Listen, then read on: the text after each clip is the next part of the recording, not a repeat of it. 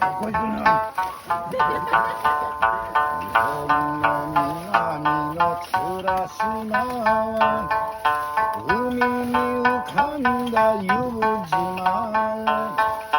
波に揺られてのんびりと海を渡るよ水牛車。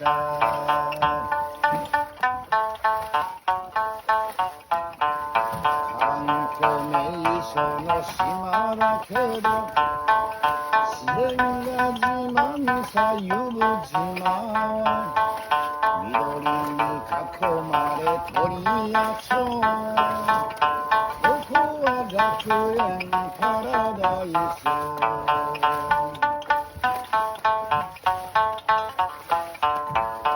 水曜笑顔でこんにちは、人情豊かな湯島、